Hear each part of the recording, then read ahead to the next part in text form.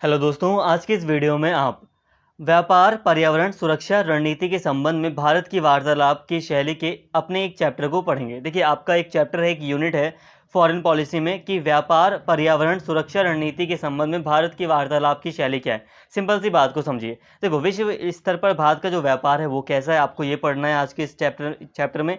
और दूसरी बात आपको पढ़नी है कि पर्यावरण को लेकर आज देख रहे हैं ना, सबसे बड़ा मुद्दा पर्यावरण है। आप गौर कीजिए, आपको पहली क्लास से लेकर ईवीएस के फॉर्म में, पहले क्लास में ईवीएस शुरू हो जाती है बच्चों की, ईवीएस से लेकर आपको 12th क्लास तक की एनसीईआरटीज़ में आपको पर्यावरण का चैप्टर मिल जाएगा। साइंस का हो, भूगोल का हो, इतिहास का हो, पर्यावरण का टॉपिक आपको आराम से मिल जाएगा। तो कितना ज़्यादा ज़रूरी ये पर्यावरण का टॉपिक आज पूरी दुनिया में है। कॉलेज में भी आपको यही पढ़ना पड़ता है जो कि आपने स्कूल में पढ़ा हो। तो पर्यावरण का चैप्टर अगर मैं देखूँ तो मैंने यही पाया है कि शुरू से लेकर जो हम बहुत हायर एजुकेशन लेते हैं तो वहाँ तक भी पर्यावरण के बारे में हमें पढ़ना रहता है। पॉलिटिक्स में पर्यावरण के बारे में बहुत कुछ पढ़ना है और आप पढ़ भी रहे हैं इंडिया फॉरेन पॉलिसी में कि पर्यावरण के बारे में भारत की क्या वार्तालाप की शैली है। तो क्योंकि पर्यावरण का मुद्दा बहुत ज़्यादा बड़ा है, इसीलिए अगर हम बात करें तो पर्यावरण के मामले में जब विश्व लेवल की कोई मीटिंग होती है, जब वर्ल्ड लेवल की कोई मीटिंग होती है, तो उस समय भारत क्या कहता है पर्यावरण के बारे में, यही आपको पढ़ना है इस चैप्टर में। ठीक है, भारत क्या दृष्टिकोण रखता है, भारत के क्या मतलब भारत ने कौन कौन सी ट्रीटीज़ वगैरह साइन की है पर्यावरण से संबंधित, तो ये सारी चीज़ें आपको पढ़नी है। इसके साथ ही सुरक्षा रणनीति, आज हम देखते हैं कि कोई भी देश आंतरिक रूप से भी और स्पेशली बाहरी रूप से सुरक्षित नहीं है, चाहे वो आतंकवाद के कारण हो, चाहे वो किसी दूसरी वजह के कारण हो। तो बहुत सारे मुद्दे हैं। तो सुरक्षा के मामले में भारत क्या कहता है, भारत की क्या वार्तालाप की शैली रही है, तो वो आपको पढ़ना है। आज की इस वीडियो में मेनली मेरा फोकस व्यापार पर है कि व्यापार के बारे में अब हम थोड़ा डिटेल में बात करेंगे। देखो, फॉरेन पॉलिसी के जो चैप्टर्स वगैरह होते हैं, पॉलिटिकल साइंस के भाई जो चैप्टर्स हैं ये स्कूल के नहीं हैं, तो ये काफ़ी डिटेल हो ही जाते हैं। मैं क्या करूँ, अगर मैं स्किप करता हूँ कोई चीज़ तो मुझे लगता है कि यार बीच में कुछ छोड़ दिया और हो सकता है कि ये बात आपके लिए ज़रूरी थी। तो बस यही कहूँगा, आपको अगर वीडियो बड़ा भी लगता है तो पूरा देख लें। आप वही चीज़ लीजिए जो आपको सही लग रही है। आपको अगर ज़्यादा लग रहा है तो आपको उसको खुद छोटा कर सकते हो। बाकी मैं लास्ट में जब आपका पेपर होता है तो उससे 2 दिन पहले, 3 दिन पहले एक वीडियो या बना देता हूँ, या उससे 1 हफ्ते पहले ही वीडियो बना दूँगा, जिसमें आपको मैं एक्सप्लेन कर दूँगा कि आप कैसे आसानी से पढ़ सकते हैं या कैसे अपने नोट्स प्रिपेयर कर सकते हैं। ज़रूरी नहीं कि मेरे बड़े ही नोट्स आप फॉलो करो, आप इसको शॉर्ट कर सकते हो। लेकिन एक बात याद रखना, ज़्यादा जब हम पढ़ लेते हैं, जब हम 100% पढ़ लेते हैं ना, तो यकीन मानिए आप जब एग्ज़ाम में जाएँगे तो आपको 100% का अगर आपको 50% भी याद है, तब भी आप पूरा लिख देंगे जितना टीचर आपसे उम्मीद करता है। तो आगे बढ़ते हैं। भारत का वैश्विक व्यापार, यहाँ पे मुझे ज़्यादा पढ़ना है, ज़्यादा मैंने यहाँ पे कुछ खास रीडिंग नहीं करी। बहुत ज़्यादा प्रेशर है आप लोगों का मेरे ऊपर कि जल्द से जल्द वीडियो लाओ, तो बस मैंने जल्द से जल्द वीडियो लाई है यहाँ पर। तो यही है, यही बात है कि अच्छे से कोशिश करूँगा कि आपको अच्छे से समझाऊँ टॉपिक। लेकिन यहाँ पे ज़्यादा से ज़्यादा काम मेरा बस रीड करने का है, तो ध्यान से सुनिए यहाँ पे बातों को। देखो, भारत का वैश्विक व्यापार, उदारीकरण, वैश्वीकरण, निजीकरण के आगमन के साथ इसे 1990 के दशक की शुरुआत में कई बाधाओं को हटाना पड़ा और बाद में इसने अन्य देशों के साथ द्विपक्षीय और बहुपक्षीय व्यापार के सुचारू संचालन के लिए मार्ग प्रशस्त किया। द्विपक्षीय व्यापार का मतलब होता है दो देशों के बीच व्यापार, यानी कि एक तरफ भारत है, एक तरफ इंडिया है, और दूसरी तरफ दूसरा भी कोई देश हो सकता है। ठीक है, अमेरिका हो सकता है, ब्रिटेन हो सकता है। और बहुपक्षीय व्यापार का मतलब है कि भारत एक साथ कई देशों के साथ व्यापार करने की कोशिश करता है। जैसे कि सार्क, सार्क क्या है, व्यापार के लिए ही तो बनाया गया था। तो सार्क में कई सारे देश शामिल हैं, तो व्यापार करने के लिए कई सारे देशों को के साथ एक साथ व्यापार किया जा रहा है। तो बहुपक्षीय व्यापार भी भारत के द्वारा किया जाता है, इसके लिए भी भारत में प्रयास हो रहे हैं। अब बात को समझिए, आगे बढ़ते थोड़ा सा। क्योंकि व्यापार वैश्विक परिदृश्य में किसी देश की शक्ति को मापने का एक प्रमुख मानदंड है, इसलिए सरकार के लिए अपने बाजार को उदार बनाना, यानी कि उसमें जो नियंत्रण लगे हैं उसको हटाना, और अंतर्राष्ट्रीय समुदाय को भारत में निवेश करने के लिए आमंत्रित करने के लिए प्रमुख बाधाओं को दूर करना मजबूरी थी। देखिए दोस्तों, अगर हम बात करें भारत की, तो आप जानते हैं 1990 का जो दशक था भारत में, वो भारत के लिए क्राइसिस का टाइम था। 1990 का जो टाइम था भारत के लिए बहुत बड़ा क्राइसिस था आर्थिक व्यवस्था के रूप में। ये ऐसा समय था जिस समय भारत के पास 6-7 दिन का ही पेट्रोल खरीदने का पैसा बचा हुआ था। मतलब ये ऐसी स्थिति थी जिस समय भारत के पास कोई खास विदेशी मुद्रा नहीं थी, आर्थिक कमजोरी बहुत ज़्यादा सरकार के ऊपर थी, सोना तक गिरवी रखना पड़ा था सरकार को 1990 के आसपास, मैं बता रहा हूँ। तो खराब स्थिति थी। और ऐसे में जो आईएमएफ है, वर्ल्ड बैंक है, ये आपकी मदद कर सकते थे, लेकिन तब जब आप इनके अकॉर्डिंग या इनकी शर्तों को माने। तो ये एक बड़ा कारण था, एक बड़ा प्रेशर भी था भारत के ऊपर, और एक अलग चीज़, पूरी तरह भारत के इतिहास को परिवर्तित करने वाला निर्णय भी था।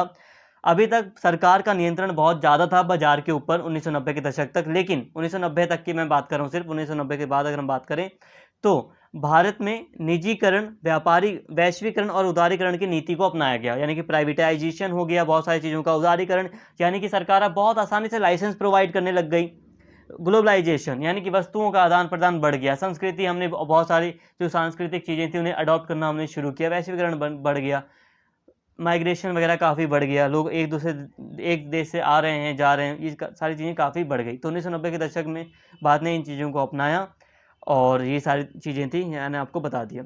तो भारत के विदेशी व्यापार में एक 1990 का जो दशक है वो काफ़ी अहम भूमिका रखता है, क्योंकि इसके बाद से ही भारत का जो व्यापार है उसमें एक नया मोड़ दिखाई देता है, व्यापार काफ़ी बढ़ जाता है।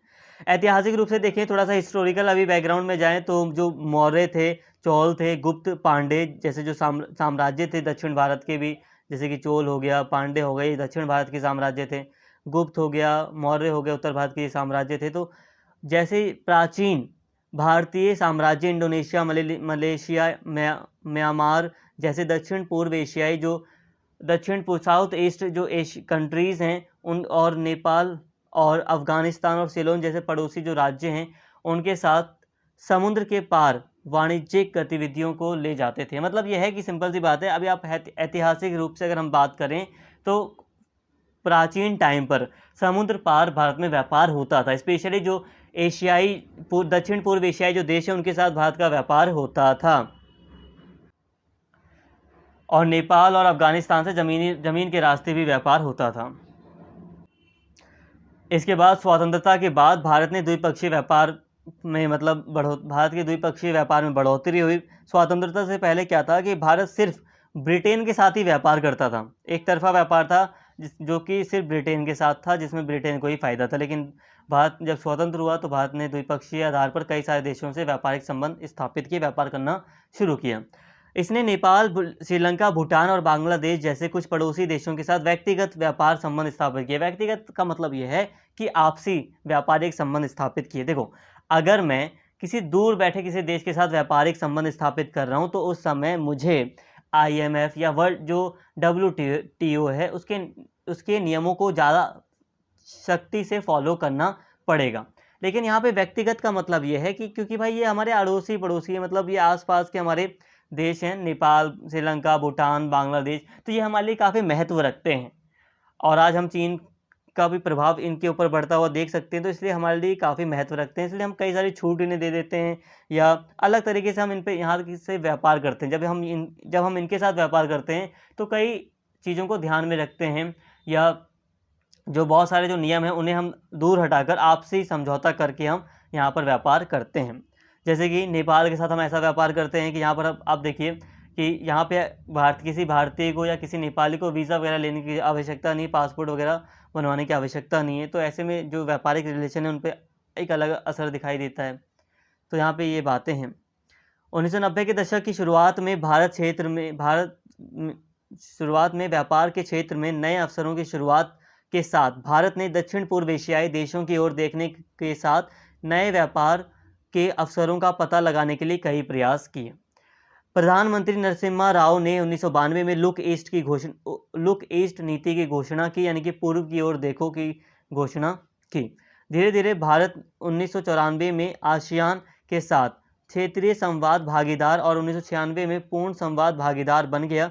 इसके बाद भारत एशियाई सहयोग 2 दशक पहले 2002 में शुरू हुआ था।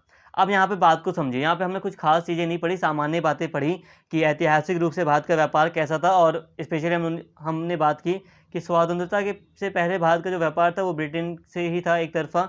स्वतंत्रता के बाद भारत द्विपक्षीय व्यापार पर निर्भर हो गया। इसके साथ ही भारत ने व्यक्तिगत व्यापारिक संबंध स्थापित किए नेपाल, श्रीलंका, भूटान और बांग्लादेश जैसे अपने पड़ोसी देशों के साथ। और 1990 के दशक में जब भारत ने उदारीकरण की नीति को अपनाया, प्राइवेटाइजेशन की नीति को अपनाया, तो व्यापार के क्षेत्र में नए अवसरों की शुरुआत हुई। ऐसे में भारत ने भी अपना व्यापार बढ़ाने के लिए जो दक्षिण पूर्व एशियाई देश हैं इनके साथ मतलब व्यापारिक संबंध बढ़ाने का प्रयास किया, इनके साथ प्रयास किया कि नए व्यापार के अवसर पैदा हो सकें। 1992 में ही नरसिम्हा राव ने लुक ईस्ट की नीति की घोषणा की, मतलब कि पूर्व की ओर देखो। देखो, भारत की अगर हम पूर्व की बात करें तो थाईलैंड, बांग्लादेश, थाईलैंड, म्यांमार, ये कंट्रीज आती हैं। ठीक है, तो लुक ईस्ट का मतलब यही था, यहाँ पर जो दक्षिण पूर्वी एशियाई देश हैं वो भी शामिल हैं। मलेशिया वगैरह हो गया, इंडोनेशिया, सिंगापुर, ये जो पूर्वी देश थे, ईस्ट में जो दक्षिण पूर्वी देश थे, इन सभी के साथ इन सभी के ऊपर देखो ऐसे ही नीति की घोषणा की गई, मतलब इनके साथ व्यापार को बढ़ाया जाए। और आसियान, उसी में आसियान एक समूह है जो कि दक्षिण पूर्वी एशियाई देशों का ही समूह है। तो इसके साथ व्यापार बढ़ाने के लिए भारत 1994 के बाद से ही प्रयासरत है। और 2002 में हम देखते हैं कि दोनों में भारत और एशिया के मतलब आसियान के साथ मतलब सहयोग वगैरह भी धीरे धीरे बढ़ता हुआ दिखाई दे रहा है 2002 के बाद। वैसे आसियान के बारे में आप सभी जानते ही होंगे, ठीक है, दक्षिण पूर्वी एशियाई देशों का समूह है। ये एक ऐसा व्यापारिक समूह है जिसका व्यापार बहुत तेजी से बढ़ रहा है। इसमें सिंगापुर, मलेशिया, इंडोनेशिया और कंबोडिया वगैरह देश आते हैं जो कि बहुत ज़्यादा व्यापार सक्रिय रूप से करते हैं। तो आसियान के साथ, अब यहाँ पे देखिए, आसियान के साथ भारत का जो व्यापार है वो केवल 10.5% ही है, जो चीन की तुलना में बहुत कम है। भारत आसियान मुक्त व्यापार क्षेत्र 2009 में अस्तित्व में आया था, मतलब मुक्त रूप से व्यापार किया जाएगा भारत और आसियान के बीच। ये जो समझौता है वो 2009 में मतलब अस्तित्व में आया था, लेकिन अभी तक पर्याप्त प्रगति इसमें हासिल नहीं हुई है, मतलब अच्छे से प्रोग्रेस इसमें नहीं देखी गई है। भारत और आसियान के विपरीत भारत और यूरोपीय संघ के बीच अब तक कोई मुक्त व्यापार समझौता से संबंधित कोई क्षेत्र नहीं बना है। मतलब यहाँ पर देखिए, यूरोपीय संघ और भारत के बीच कई सारे बैठकों में ऐसी बातें की जा रही हैं कि मुक्त व्यापार क्षेत्र बनाया जाए, फ्री ट्रेड हो दोनों ही देशों के बीच में, दोनों ही ग्रुप्स के बीच में, भारत के बीच में और यूरोपीय संघ ग्रुप के बीच में, लेकिन अभी तक ये हकीकत में नहीं हो पाया है। यूरोपीय संघ चीनी गतिविधियों, अब यहाँ पे ध्यान दीजिए, देखो यहाँ पर अभी हम बात करें तो दक्षिण पूर्वी एशियाई देशों के साथ भारत का व्यापार बढ़ाना काफ़ी जरूरी है अगर हम चाहते हैं कि भारत की अर्थव्यवस्था तेजी से ग्रो करे। ऐसा इसलिए भी है क्योंकि हम नहीं चाहते कि चीन की अर्थव्यवस्था और ज़्यादा ऊपर जाए। अगर हम चाहते हैं कि चीन की अर्थव्यवस्था हमसे ज़्यादा बहुत और भी ज़्यादा ऊपर ना जाए, क्योंकि भाई वैसे बहुत ऊपर चली गई है, और हम भी आगे बढ़ें, हम दोनों चीज़ें चाहते हैं। हम ये नहीं चाहते कि चीन की अर्थव्यवस्था बढ़ती ही चली जाए। जाहिर तौर पे झूठ क्यों कहना, हम नहीं चाहते कि चीन की अर्थव्यवस्था बढ़ती चली जाए, क्योंकि जाहिर तौर पर बात है कि चीन का वर्चस्व बढ़ जाएगा, जो कि हमारे लिए खतरा है। ठीक है, ऐसे में हम ये चाहते हैं कि चीन का जिन देशों के साथ व्यापार बढ़ रहा है वहाँ पर हम भी उनको एक विकल्प के रूप में अपने आप को प्रस्तुत करें, क्योंकि लोग चीन से परेशान भी हैं, क्योंकि चीन में एक लोकतांत्रिक सरकार नहीं है, सबसे बड़ी बात ये है, और चीन का जो व्यापार है वो बहुत ज़्यादा बढ़ रहा है। तो आसियान जो देश है, आसियान जो समूह है, उसके साथ भारत को अपना व्यापार बढ़ाना है। यहाँ पर अगर हम देखें तो बहुत सारे कार्य अभी हमें करने हैं, क्योंकि चीन की तुलना में भारत का आसियान के साथ व्यापार बहुत कम है, जिसको अभी बढ़ाने की आवश्यकता है। एक चीज़ यहाँ पर आप देखिए, तो भारत का वैश्विक व्यापार में ये बहुत इंपॉर्टेंट पॉइंट था। अब यहाँ पे देखो, भारत और यूरोपीय संघ के बीच में कुछ अभी खास फ्री ट्रेड का क्षेत्र नहीं बना है, लेकिन हाँ, मतलब प्रयास जारी हैं, दोनों में व्यापार बढ़ाने की संभावना बढ़ती जा रही है। अब यहाँ पे ध्यान दीजिए, यूरोपीय संघ चीनी गतिविधियों और एशिया में इसकी बुरी अभिकल्पना स्प्रिंग ऑफ पर्ल्स के बारे में जनता जानता है। वह भारत के साथ आर्थिक संबंध विकसित करके चीन को रोकना चाहता है। अभी मैं यहाँ पे एक इमेज भी डाल दूंगा आपके लिए, याद रहा तो वीडियो में एडिट करके, तो आप देख सकते हैं। अभी मैं आपको ओरली समझाता हूँ क्या बात है। देखो, यूरोपीय संघ भारत के साथ अपने व्यापार को बढ़ाना चाहता है, भारत तो बढ़ाना चाहता ही है, लेकिन यूरोपीय संघ भी बढ़ाना चाहता है। इसका एक रीज़न दोनों ही देशों के लिए ये है कि चीन की जो नीति है, यूरोप के कॉन्टेक्स्ट में सिर्फ अभी मैं आपको बता रहा हूँ, तो स्प्रिंग ऑफ पर्ल्स जो है उससे, स्प्रिंग ऑफ पर्ल्स से क्या होगा, जो जो समुद्र है, क्या नाम है उस समुद्र का, हिंद महासागर, सॉरी भूलना नहीं चाहिए, मैं भूल गया, इंडियन ओशियन, हिंद महासागर, ठीक है, सॉरी भूल गया अगेन। स्प्रिंग ऑफ पर्ल्स जो है वो हिंद महासागर में चीन की गतिविधियों को बढ़ावा देता है, चीन के कब्जे को बढ़ावा देता है। स्प्रिंग ऑफ पर्ल्स की नीति अगर चीन की ऐसे ही सक्रिय होती गई तो हिंद महासागर में, इंडियन ओशियन में पूरी तरह चीन का कब्जा हो सकता है। हालांकि ऐसा होगा नहीं, क्योंकि भारत भी है, तो साथ में ये हो सकता है कि दोनों देश आमने सामने आ जाएं, जो कि भारत के लिए भी खतरा है एक।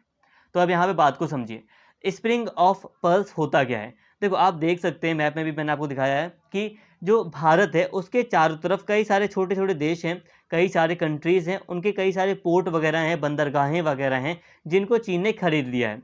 जैसे कि चीन ने क्या किया है, कई सारी बंदरगाहों वगैरह को खरीद लिया। जैसे कि मान लो ये बीच में भारत है और भारत के आसपास कई सारी बंदरगाहें हैं। यहाँ पे आप पाकिस्तान की एक बंदरगाह है, यहाँ पे एक अफ्रीका है तो अफ्रीका का यहाँ पे बंदरगाह वगैरह है, यहाँ पे दूसरे देश श्रीलंका वगैरह है, बांग्लादेश से संबंधित या म्यांमार से संबंधित एक बंदरगाह वगैरह है, एक क्षेत्र है जिसको चीन ने अपने अधिकार में ले लिया है। अब चीन क्या कर रहा है, एक माला की तरह पूरा का पूरा एक घेरा बना ले रहा है और इसी को कह रहे हैं हम मोतियों, मतलब एक मोतियों की माला कह रहे हैं हम इसको, जो कि एक रस्सी है, एक माला है जो कि भारत को पूरी तरह कैप्चर करना चाह रही है, पूरी तरह घेरना चाह रही है और हिंद महासागर को अपने अंडर में लेना चाह रही है।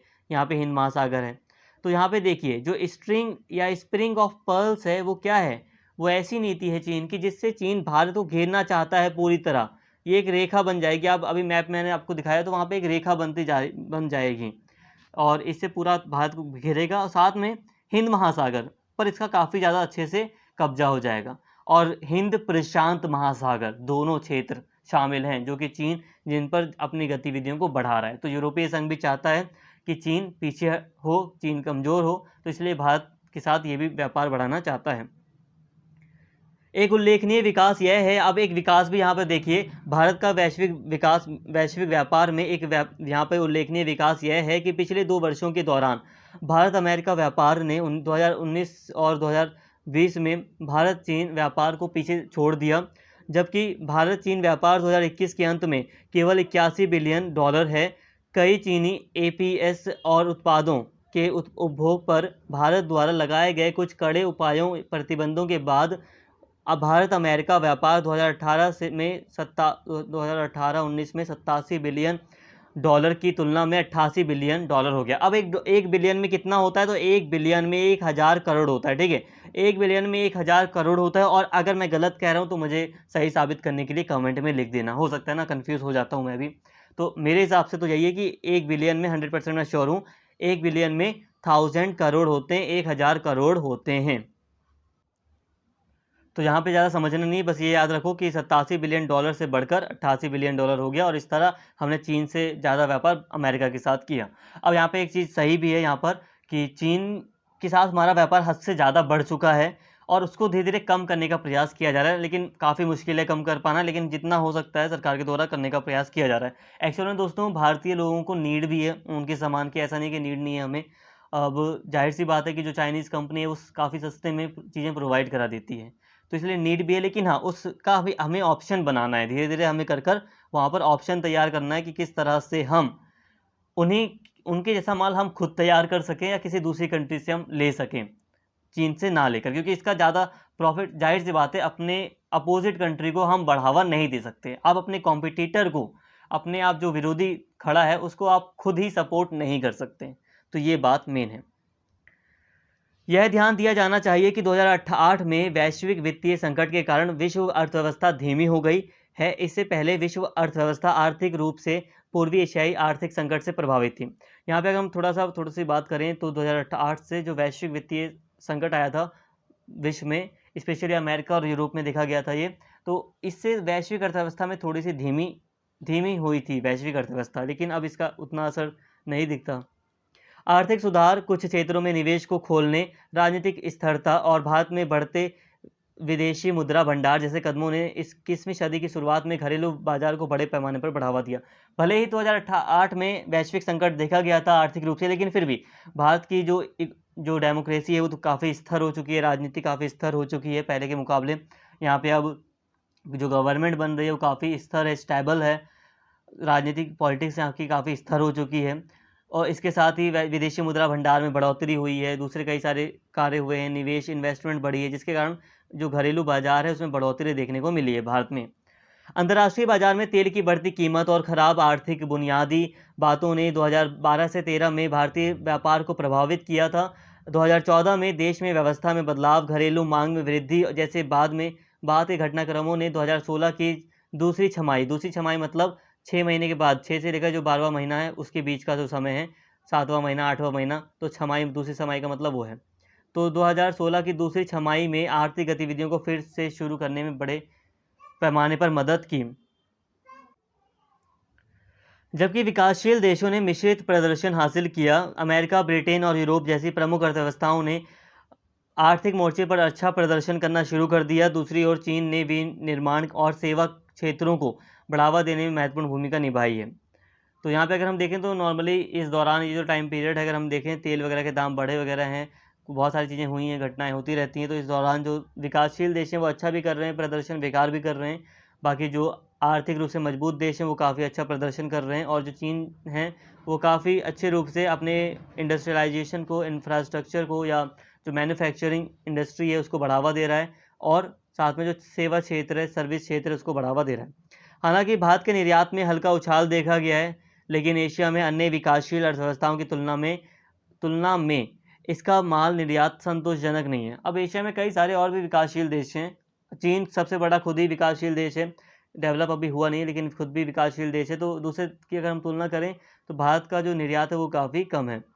हाल के वर्षों में भारत का व्यापार गतिशील निजी क्षेत्र, विशेष रूप से सूचना प्रौद्योगिकी आईटी सेक्टर और सेवा क्षेत्रों द्वारा संचालित किया गया है, क्योंकि वे भारतीय अर्थव्यवस्था को अत्यधिक बढ़ावा दे रहे हैं। आज की अगर हम बात करें दोस्तों, तो भारत में जो व्यापार है उसमें सूचना प्रौद्योगिकी का महत्व बढ़ता जा रहा है, सूचना प्रौद्योगिकी का क्षेत्र बढ़ता जा रहा है, सेवा क्षेत्र जो सर्विस सेक्टर है वो बढ़ता जा रहा है, क्योंकि वो ये काफ़ी ज़्यादा बढ़ावा दे रहे हैं अर्थव्यवस्था को।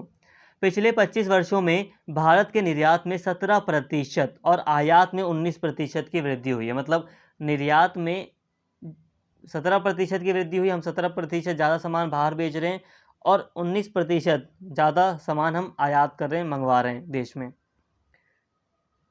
वास्तव में बाजार उदारीकरण की शुरुआत के बाद से भारत के वैश्विक व्यापार में कई गुना वृद्धि हुई है। जब से भारत ने 1991 में नई आर्थिक नीति को अपनाया था, तो उस समय से अगर हम देखें तो बाजार आधारित अर्थव्यवस्था भारत ने अपनाई है, जिसके कारण वैश्विक बाजार में वैश्विक व्यापार का, भारत का जो वैश्विक व्यापार है वो काफ़ी या कई गुना बढ़ गया है। वास्तविक संख्या में भारत का निर्यात 1990 के दशक की शुरुआत में 0.6% से बढ़कर 2016 में 1.7% हो गया। तो देखो 1990 तक भारत का जो व्यापार था वो विश्व में 0.6% था, टोटल विश्व के देशों का 1% भी नहीं था। लेकिन हाँ, 2016 में अगर हम देखें तो बढ़कर ये 1.7% हो गया है विश्व का। इसी तरह उक्त अवधि में इसी समय भारत का आयात जो है, निर्यात के साथ यहाँ पे आयात देखिए, जो आयात है वो विश्व का 0.6% से बढ़कर 2.4% हो गया। मतलब आयात और भी ज़्यादा बढ़ा है। इस उच्च विकास ने भारत में निरंतर मजबूत आर्थिक विकास में मदद की है। तो इस तरह व्यापार से भारत को मजबूती भी मिली है। 2000 देखो दोस्तों, यहाँ पे रीडिंग ज़्यादा करनी है। अभी मैं थोड़ा सा कंक्लूजन दे दूंगा आपको कैसे यहाँ पे सारी चीज़ें इंटरकनेक्ट करनी है। उसके लिए घबराइए मत, बस पॉइंट एक बार अच्छे से आप समझ लीजिए। 2015 में भारत ने 2015 से 20 से विदेश व्यापार नीति की घोषणा की, जिसमें 2 व्यापक उद्देश्यों का उल्लेख किया गया था। सबसे पहले भारत ने अपनी हिस्सेदारी को 450 यानी कि 450 बिलियन से 900 बिलियन डॉलर तक दोगुना करने का लक्ष्य रखा था।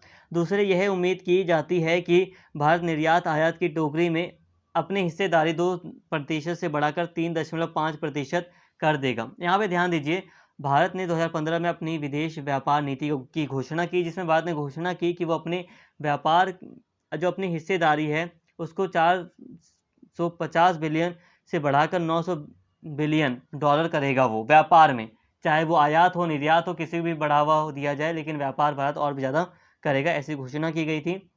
और 2% से बढ़ाकर आयात को 3.5% कर देगा, ऐसा भारत ने कहा था। आयात निर्यात दोनों को, ठीक है, आयात निर्यात दोनों को। यहाँ यह उल्लेख करना महत्वपूर्ण है कि पिछले 2 वर्षों से कोविड-19 की महामारी के कारण पूरे वैश्विक अर्थव्यवस्था और व्यापार गंभीर रूप से प्रभावित हुए हैं, जिस कारण से भारत की जो जीडीपी है वो 2020 से 21 के वित्तीय वर्षों में स्वाभाविक रूप से नकारात्मक थी। इसके मद्देनज़र विश्व बैंक और अंतर्राष्ट्रीय मुद्रा कोष जैसे प्रमुख अंतर्राष्ट्रीय संगठनों ने अनुमान लगाया है कि वर्ष 2022 से 23 के वित्तीय वर्षों में भारत की अर्थव्यवस्था में 7% की से अधिक वृद्धि की होगी। तो मतलब यहाँ पे ये है कि कोविड-19 वगैरह आ गया है, तो जिससे भारत की अर्थव्यवस्था भी नकारात्मक देखी गई थी। विश्व में तो नकारात्मक या मतलब एक नकारात्मक प्रभाव पड़ा ही, लेकिन भारत को भी इसका प्रभाव देखना पड़ा। और फिर भी 2022 से 23 तक उम्मीद जताई गई थी, जो विश्व बैंक हो गई मतलब अंतर्राष्ट्रीय जो संगठन है उसके द्वारा, कि भारत की जो अर्थव्यवस्था है उसमें 7% की वृद्धि देखी जाएगी, 7% की दर से। भारत सरकार द्वारा मेक इन इंडिया इनिशिएटिव एक पहल, एक महत्वाकांक्षी नीति है जो भारतीय व्यापार समुदाय के बीच प्रतिस्पर्धा को प्रोत्साहित करेगी, जो लंबे समय तक देश में बड़ी संख्या विनिर्माण वस्तुओं के उत्पादन में मदद करती है। इससे आने वाले पेशेवर युवाओं के लिए रोजगार के अवसर में वृद्धि होगी। तो दोस्तों, कहने का मतलब यहाँ पे सिंपल सा है कि भारत का जो वैश्विक व्यापार है, इसमें मेक इन इंडिया इनिशिएटिव का भी एक महत्वपूर्ण योगदान है, जो कि भविष्य में भारत के लिए काफ़ी एक अच्छा इनिशिएटिव सिद्ध हो सकता है, क्योंकि इससे भारतीय लोगों को ये प्रेरणा मिलती है कि मेक इन इंडिया यानी कि खुद हम निर्माण करें चीज़ों का। तो ये सारी चीज़ें हैं। यहाँ पे आप सिंपल सी बात को यहाँ पे थोड़ा कंक्लूड करिए। भारत का वैश्विक व्यापार कैसा है, यहाँ पे आपको कुछ पॉइंट्स याद कर लेने हैं। सिंपल सी बात है, जो आपको पॉइंट्स याद समझ में आ रहे हैं वो आप याद कर लीजिए। यहाँ तक आप एक सामान्य बातें याद कर सकते हैं कि स्वतंत्रता से लेकर भारत का व्यापार कैसा था, स्वतंत्र आज मतलब इतिहास में भारत का थोड़ा सा व्यापार था, आप ये चीज़ें लिख सकते हैं। ठीक है, इतिहास में थोड़ा सा व्यापार था भारत का। इसके बाद भारत जब गुलाम बना था उस समय हम देखते हैं कि ब्रिटेन से ही भारत का व्यापार था। आज़ादी के बाद द्विपक्षीय व्यापारिक संबंध भारत ने स्थापित किए, व्यक्तिगत व्यापारिक संबंध स्थापित किए। ये आप सामान्य बातें याद कीजिए। आप फिर यहाँ पे स्टार्टिंग कर सकते हैं कि भारत ने 1991 में नई आर्थिक नीति अपनाई थी, वैश्वीकरण, उदारीकरण और निजीकरण को अपनाया, जिसके बाद 1992 में लुक ईस्ट की नीति की घोषणा की गई। मतलब जो ईस्ट के देश हैं उनकी तरफ भी देखा जाए, उनसे भी व्यापार बढ़ाया जाए, ऐसा भारत ने नीति पेश की। आसियान के साथ भारत व्यापार को बढ़ाने के लिए तत्पर है, उसके लिए कई सारे कार्य या प्रयास किए जा रहे हैं। ये सारे रिकॉर्ड्स भी आप लिख सकते हैं कि आसियान के साथ अभी स्थिति बहुत ज़्यादा अच्छी नहीं है भारत के व्यापार की, हालांकि 10.5% का व्यापार है भारत का, तब भी यूरोपीय संघ और भारत के व्यापार बढ़ रहे हैं। और इसका एक कारण स्प्रिंग ऑफ पल्स है, जिसका मतलब ये है कि चीन अपना प्रभाव जमाना चाहता है और भारत को घेरने का प्रयास कर रहा है। ये सारी चीज़ें आप लिख सकते हैं। ये सारे जो भी रिकॉर्ड्स वगैरह आपको यहाँ पे दिख रहे हैं, ये आप सामान्य बातें जो मैंने आपको समझाई वो आप लिख सकते हैं। ठीक है, यहाँ पे ज़्यादा दिक्कत नहीं होगी। ये आप थोड़ा रिकॉर्ड वगैरह है कि इतना इतना था, इतना बढ़ गया है उदारीकरण की नीति अपनाने के कारण भारत का, और वर्तमान समय में अमेरिका के साथ भारत का ज़्यादा व्यापार हो रहा है। ये सारी चीज़ें आप लिख सकते हैं, कोई दिक्कत नहीं है। Make in India initiative Bharat की एक नई पहल है। तो ये सारी चीज़ें आप लिख सकते हैं, कोई दिक्कत नहीं होगी यहाँ तक। अगर हम आगे बात करें तो आगे इसी टॉपिक में बात है कि भारत के व्यापार के रास्ते में क्या बाधाएं हैं, ऐसी वो कौन सी बाधाएं हैं, कौन सी बाउंड्रीज़ हैं जो भारत के व्यापार में सही नहीं है, भारत के व्यापार के लिए सही नहीं है, वो कौन सी चीज़ें हैं। तो आइए इन्हें भी जल्दी से देख लेते हैं। बस मैं आपको मेनली ज़्यादा पढ़ा रहा हूँ, उस ज़्यादा पढ़ाई हुई चीज़ों को आप अपने माइंड में सेव कीजिए। तो वीडियो थोड़ी बड़ी हो रही है, लेकिन फिर भी जल्द से जल्द काम करते हैं यहाँ पर, और जल्द से मैं रीडिंग करके जल्दी से आपको समझा देता हूँ सारी बातें। तो यहाँ पे बाधाएं क्या हैं भारत के व्यापार में, तो सिंपल सी बात है, जनवरी 1995 में अस्तित्व में आने के बाद से भारत ने देखिए, जनवरी 1995 में अस्तित्व में आने के बाद से भारत ने विश्व व्यापार संगठन WTO में महत्वपूर्ण योगदान दिया है। इस बीच अब WTO विवाद निपटान निकाय के समक्ष कई शिकायतें लंबित हैं। उसमें से बहु प्रमुख कृषि सब्सिडी, पर्यावरण, बाजार पहुंच, निवेश से संबंधित मुद्दे और खाद्य सुरक्षा मानक हैं। भारत मुख्य रूप से एक कृषि प्रधान देश होने के नाते यहाँ जहाँ 30% लोग गरीबी रेखा से नीचे रहते हैं, यह सरकार की जिम्मेदारी है कि वह उनके जीवन स्तर को बेहतर बनाएं। यहाँ तक कि सरकार को भी कृषि जैसे कृषि कृषि उत्पादों के न्यूनतम समर्थन मूल्य में वृद्धि करने के लिए किसानों के बीच असंतोष की गहरी भावना का सामना करना पड़ रहा है। यह 1950 के दशक की शुरुआत के बाद से देश में राजनीतिक दलों के लिए एक चुनावी मुद्दा भी बना हुआ है। अब यहाँ पे बात को समझिए, भारत का जो व्यापार है, भारत के व्यापार के रास्ते में जो प्रमुख बाधाएं हैं वो कहाँ से हैं। तो सबसे पहले जो बाधा है वो WTO के द्वारा भारत के लिए है। ऐसा है कि भारत के ऊपर कई सारे आरोप या भारत के ऊपर कई सारे दबाव डाले गए हैं WTO के द्वारा, जिसमें कहा गया है कि भारत सही से नियमों का फॉलो नहीं कर रहा। WTO के द्वारा ये कहा जाता है कि जो सब्सिडीज़ वगैरह दी जाती हैं किसी भी चीज़ पे, चाहे वो सिलेंडर के ऊपर दी जाए, खाद्य पदार्थों के ऊपर दी जाए, उसको ख़त्म किया जाए। ख़त्म करने का मतलब यह है कि लोगों को खुद छोड़ दिया जाए, लोग खुद अपना करें व्यापार वगैरह के द्वारा, सरकार ज़्यादा हस्तक्षेप ना करें। ये WTO के द्वारा प्रेशर डाला जाता है, ऐसा किया जाता है WTO के द्वारा। इसके साथ ही भारत में किसानों को भी सरकार सब्सिडी देती है या न्यूनतम समर्थन मूल्य देती है। एक मिनिमम एमएसपी के बारे में आपने अभी सुना ही होगा, एक आंदोलन हुआ बड़ा जिसमें भारत सरकार ने अपने जो 3 लॉज थे, फार्म बिल्स थे, उनको वापस ले लिया।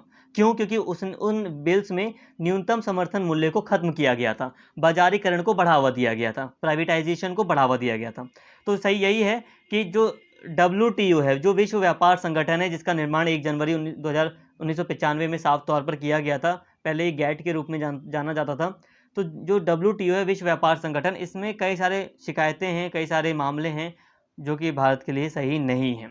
तो WTO के द्वारा प्रयास किया जाता है कि भारत की सरकार ज़्यादा से ज़्यादा प्राइवेटाइजेशन को बढ़ावा दे, लेकिन फिर भी भारत में अगर हम स्थिति को देखें तो ये संभव नहीं दिखाई देता पूरी तरह। भारत में आज भी गरीब लोग ज़्यादा हैं। भारत में आज भी हम कितनी भी मॉडर्निटी की बात कर लें, कितनी भी हम पश्चिमी देशों की तरह चीज़ें अपनाने का प्रयास करें, लेकिन फिर भी ज़मीनी स्तर पर जब तक स्थितियाँ नहीं सुधरेंगी तब तक कोई बेनिफिट नहीं हो सकता।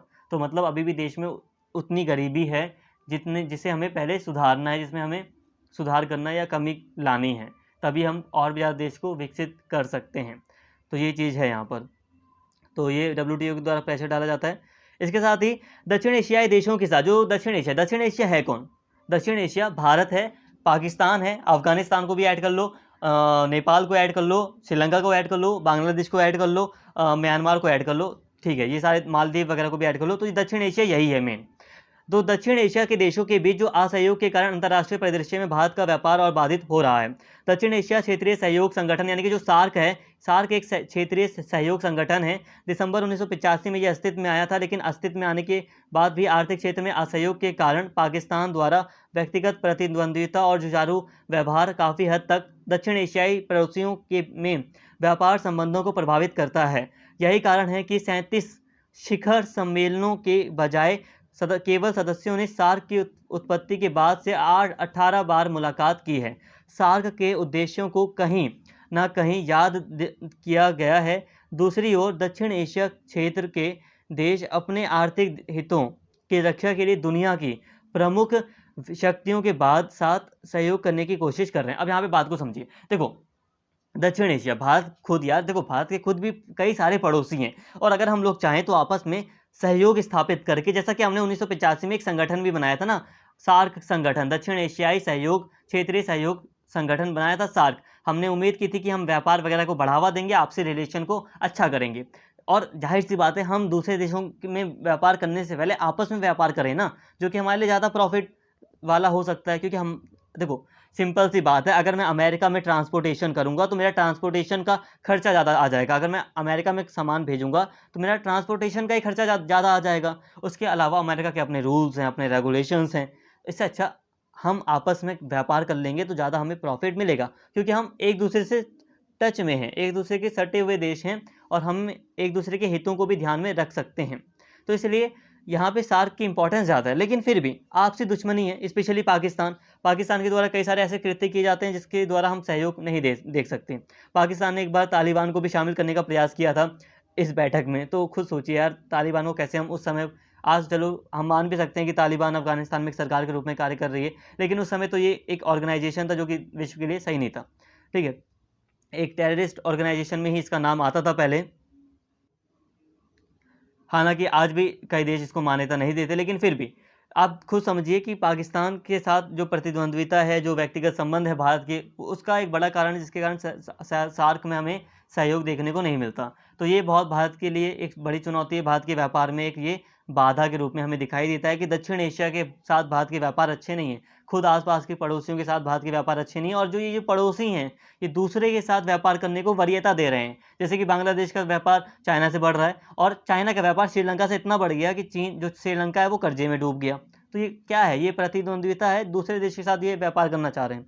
चीन दक्षिण एशिया के क्षेत्र में भारत को रोकने के उद्देश्य से दक्षिण एशिया और पूर्व दक्षिण एशिया में अपने आधार का विस्तार कर रहा है। इसके विपरीत भारत भारत विभिन्न क्षेत्रीय और उप क्षेत्रीय आर्थिक समूहों और व्यापार व्यवस्थाओं सक्रिय रूप से भाग ले रहा है।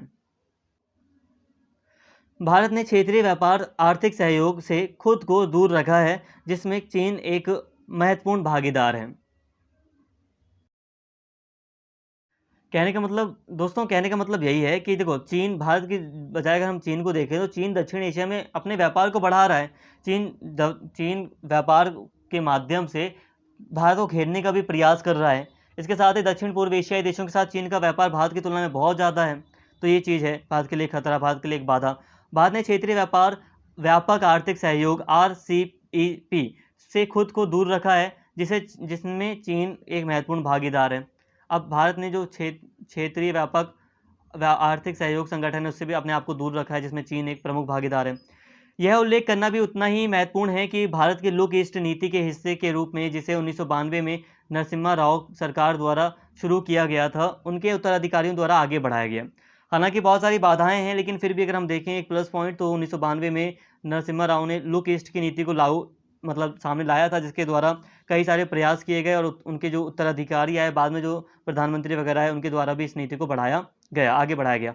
सार्क से ज़्यादा भारत आसियान और यूरोपीय संघ G77 G20 के साथ संबंधों को सुधार कर रहा है। वास्तव में भारत के आर्थिक सुधारों को विश्व बैंक और अंतर्राष्ट्रीय मुद्रा कोष जैसे अंतर्राष्ट्रीय पहरी द्वारा अच्छी तरह से समर्थन दिया जा रहा है। इसके अलावा द्विपक्षीय स्तर पर इसने विभिन्न देशों के साथ मुक्त व्यापार क्षेत्र पर हस्ताक्षर किए हैं।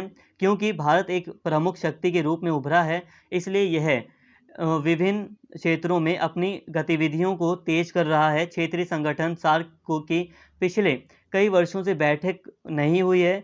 यह ध्यान दिया जाना चाहिए कि समूहों और उप क्षेत्रीय समूहों का संगठन कागज पर किया जाता है, वे वास्तविकता में काम नहीं कर रहे हैं, बल्कि भारत अलग अलग देशों के साथ संबंध विकसित कर रहा है। यहाँ पे सिंपल सी इस पॉइंट में यही कहा गया है कि देखो, जो सार्क है, देखो सार्क अपने आप में एक संगठन है, और अगर हम चाहें तो सार्क के साथ व्यापार बढ़ाकर अपना भी व्यापार काफ़ी अच्छा कर सकते हैं। लेकिन फिर भी भारत का जो व्यापार है वो सार्क की तुलना में आसियान देशों के साथ ज़्यादा है, यूरोपीय देशों के साथ ज़्यादा है। भारत अपने व्यापार आसियान हो गया, यूरोपीय संघ हो गया, G77 देश हो गए, G20 देश हो गए, उनके साथ व्यापार अपने बढ़ाने में ज़्यादा फोकस कर रहा है, या उसमें ज़्यादा सुधार हो रहा है और सार्क की तुलना में। तो यहाँ पे ये एक देखेंगे कि ये भी एक बाधा है कि भारत को सार्क देशों के साथ भी अपने व्यापार सुधारने हैं। ठीक है, तो भारत द्विपक्षीय व्यापार पर ज़्यादा ध्यान दे रहा है अभी अपने। इसके साथ ही भूटान, बांग्लादेश, भारत और नेपाल बिम्स्टेक को शामिल करते हुए BBIN, जिसमें बंगाल की खाड़ी के समुद्र के तट पर स्थित देश शामिल हैं, भारत के व्यापार परिप्रेक्ष्य से महत्वपूर्ण महत्व रखते हैं। जबकि आसियान और अफ्रीकी देशों के साथ भारत का संबंध और सहयोग G7, संयुक्त राज्य अमेरिका, जर्मनी, जापान और फ्रांस जैसे विभिन्न औद्योगिक देश रूप में से शक्तिशाली देशों को स्पष्ट रूप से स्वागत योग्य संकेत है। साथ ही यह पड़ोसियों के साथ भारत के संबंधों की कीमत पर नहीं होना चाहिए। अब देखिए बिम्स्टेक क्या है, इसको समझा देता हूँ। देखो, बिम्स्टेक जिसका पूरा रूप बंगाल की खाड़ी बहुक्षेत्रीय तकनीकी और आर्थिक सहयोग पहल है, bay of Bengal initiative for multi sectoral technical and economic cooperation है। बंगाल की खाड़ी से तटवर्ती या समीपी देशों का एक अंतर्राष्ट्रीय आर्थिक सहयोग संगठन। देखो, जो बंगाल की खाड़ी है उसमें कई सारे देश आते हैं, उनकी कई सारी बाउंड्रीज शेयर होती है। तो उन देशों, स्पेशली यहाँ पे हमने भूटान को भी शामिल किया, नेपाल को भी शामिल किया, जिसकी बाउंड्री टच नहीं होती बंगाल की खाड़ी से। लेकिन तब भी ये जो देश हैं ये आपस में आर्थिक सहयोग को बढ़ावा देने के लिए बिम्स्टेक के रूप में एकजुट हुए हैं। ठीक है, तो भारत का जो व्यापार है वो इनसे भी बढ़ सकता है, ये भी एक महत्वपूर्ण है।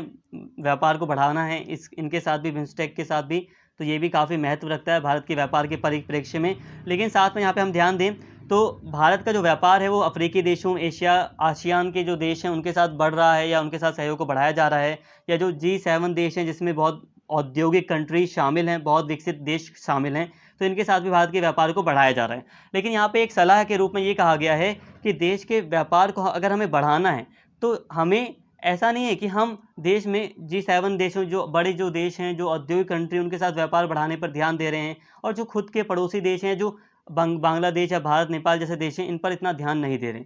तो हमें इनके साथ व्यापारिक संबंध स्थापित करते समय ऐसा नहीं है कि हम इनके साथ, अगर हम व्यापारिक संबंध स्थापित करें तो इनके साथ अपने व्यापारिक संबंधों को तोड़ दें। मतलब ये है कि ऐसा नहीं है कि अमीर या विकसित देशों के साथ आप व्यापारिक संबंध स्थापित करो और इनके ऊपर आप ध्यान ही ना दो। तो दोनों साथ चीज़ें लेकर चलनी है। ऐसा नहीं है कि हम इन पर कम ध्यान दें, इन पर ज़्यादा ध्यान देना है, क्योंकि ये हमारे पड़ोसी हैं। पड़ोसी का मतलब ये हमारे लिए काफ़ी महत्व रखते हैं। इस यहाँ पे ये इनकी जो लोकेशन है वो हमारे लिए काफ़ी इंपॉर्टेंट है। तो यही है कि सबके साथ, स्पेशली जो आपसी जो आसपास की कंट्री है, इनके साथ व्यापार को भारत को और भी ज़्यादा मजबूत करना है और चीन को थोड़ा पीछे ढकेलना है, क्योंकि हिंद महासागर, प्रशांत महासागर में उसका वर्चस्व ज़्यादा बढ़ रहा है। तो यहाँ तक आई होप आपको सारी बातें समझ में आ गई होंगी। ये बाधाएं थी, इन्हें आप आसान भाषा में समझ कर लिख सकते हैं, कोई दिक्कत नहीं है। उम्मीद करता हूँ सारी चीज़ें आपको समझ में आई हो। थोड़ा फास्ट हुआ वीडियो इसलिए क्योंकि टाइम कम था और ज़्यादा से ज़्यादा बातें मुझे आपको समझानी थी। आई होप मैं सारी बातें आपको समझा पाया हूँ। अगर वीडियो आपको पसंद आई हो तो प्लीज़ कमेंट करके ज़रूर बताएं। चैनल को सब्सक्राइब नहीं किया है तो सब्सक्राइब कर लें, वीडियो को लाइक करें, शेयर करें। Thank you.